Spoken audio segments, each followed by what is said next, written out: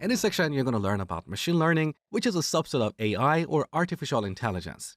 It's one of the trending topics in the world these days, and it's going to have a lot of applications in the future.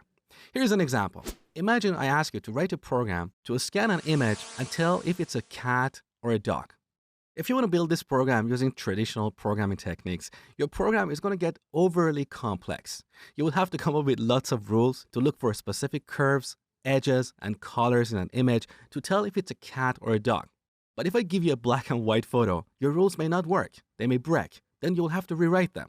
Or I may give you a picture of a cat or a dog from a different angle that you did not predict before.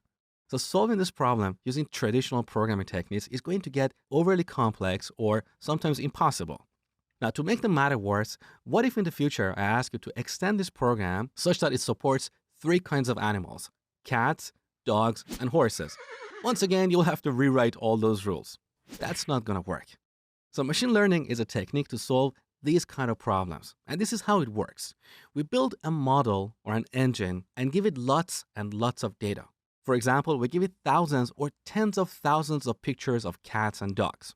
Our model will then find and learn patterns in the input data, so we can give it a new picture of a cat that it hasn't seen before and ask it, is it a cat or a dog or a horse? And it will tell us with a certain level of accuracy. The more input data we give it, the more accurate our model is going to be. So that was a very basic example. But machine learning has other applications in self-driving cars, robotics, language processing, vision processing, forecasting things like stock market trends and the weather, games, and so on. So that's the basic idea about machine learning. Next, we'll look at machine learning in action.